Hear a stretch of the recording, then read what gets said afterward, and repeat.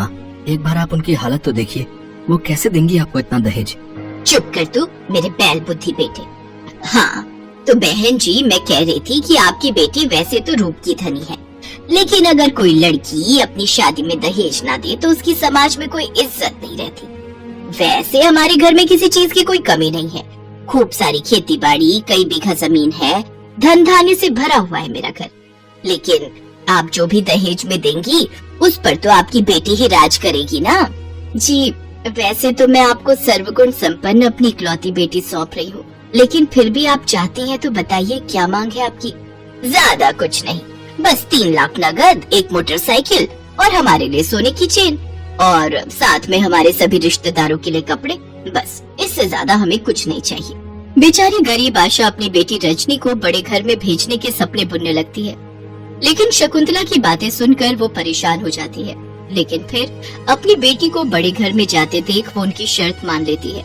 इसके बाद शकुंतला रिश्ता पक्का कर अपने बेटे के साथ वहाँ से चली जाती है।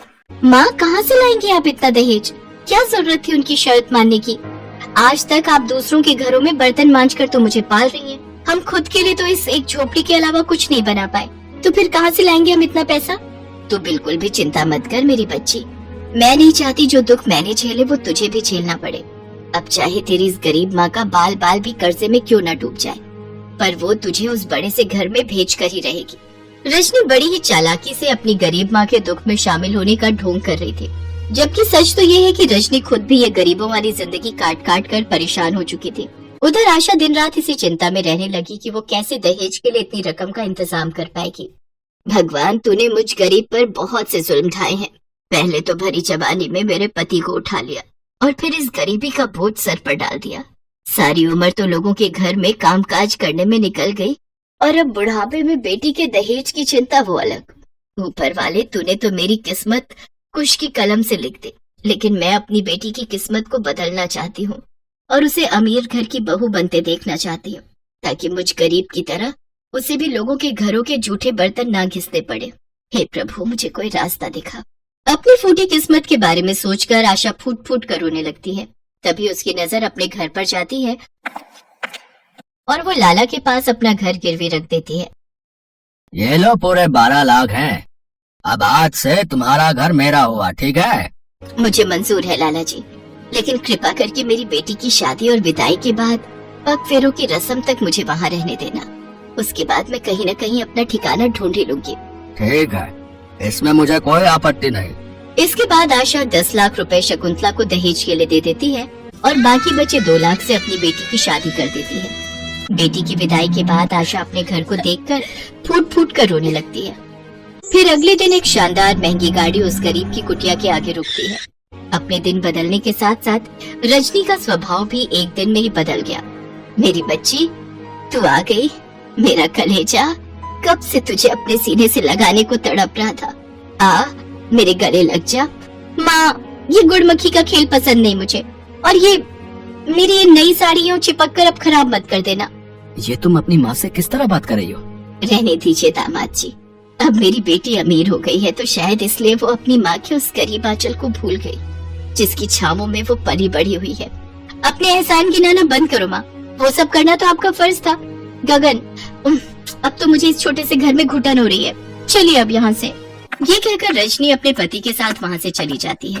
अपनी बेटी के इस रूखे बर्ताव से आशा का मन टूट जाता है और वो उदास होकर जमीन पर बैठ जाती है। तभी वहाँ लाला पहुँच जाता है। अरे अब चलो उठो भी आशा देवी, अब तो तुम्हारी बेटी की विदाई भी हो गई और उसके पग फेरे भी। अब तो मेरा घर खाली करो। इस तरह बेचारी गरीब आशा को अपनी बेटी की शादी अमीर घर में करने के बदले में बुढ़ापे में वनवास भोगना पड़ता है। एक ही झटके में उसके सर से छत छिन जाती है और आशा को दर दर की ठोकरें खानी पड़ती है। वहीं दूसरी ओर रजनी अपनी गरीब माँ के दुख दर्द को भूलकर अमीरी के नशे में चूर होकर दिन रात पार्टियां करती है। देखो ये मेरी नई ड्रेस कैसी लग रही है? पता है मेरा कब से मन था इस ड्रेस को खरीदने का, आज जाकर मैंने इसे खरीद लिया। और ये देखो माँ जी ने अपने गोल्ड के इयररिंग्स भी दे दिए मुझे इसके साथ पहनने के लिए। अब एक बात पूछो, क्या तुम्हें तुम्हारी माँ की बिल्कुल भी याद नहीं आती? उनका ख्याल नहीं आता? अब फेरे के बाद तुम एक बार भी उनको देखने नहीं गई? ओह प्लीज गगन, अब तुम फिर से मुझे ये ममता का लेक्चर देना शुरू मत कर देना। अब अब मैं दोबारा उस गरीबी के लम्हों को याद नहीं करना चाहती और न ही उस छोटे से घर में जाना चाहती हूँ। तुम जानती हो रजनी, तुम्हारी माँ ने तुम्हारी शादी अमीर घर में करने के लिए कितने दुख उठाए हैं। खुद भूखा रही होंगी, तब तुम्हारा पेट पाला होगा। बीमार होने पर भी लोगों के घरों में जाकर जूठे बर्तन धोए हैं। तुम्हारी पढ़ाई के लिए न जाने कैसे एक एक रुपया जोड़ा होगा। और फिर जब तुम बड़ी हुई तो तुम्हारी शादी करवाने के लिए उन्होंने अपने इकलौते सहारे अपने घर को भी गिरवी रख दिया। गगन के मुंह से ये बातें सुनकर रजनी टूट जाती है और वो रोने लगती है। माँ ने मेरी खुशियों के लिए कितना कुछ किया और मैं कभी ये सब देख ही नहीं पाई। और तो और मेरी खुशी के लिए उन्होंने बुढ़ापे की उम्र में अपने सिर से छत तक बेच दी। ना जाने अब वो किस हाल में होगी, भूखी प्यासी कहाँ भटक रही होगी। मुझे अपनी माँ को ढूंढना ही होगा। फिर रजनी अपने गांव पहुंचकर सभी के घरों का दरवाजा खटखटाकर अपनी माँ को ढूंढती है, लेकिन वो उसे कहीं नहीं मिली। गगन, मैंने अपनी माँ को सब जगह ढूंढा लेकिन वो मुझे कहीं नहीं मिली। मेरी माँ को बोलो ना वो जल्दी से मेरे पास आ जाए। उनकी बेटी उनको बहुत याद कर रही है। मैं उनके बिना नहीं रह सकती। संभालो अपने आप को रजनी, सब कुछ भगवान पर छोड़ दो।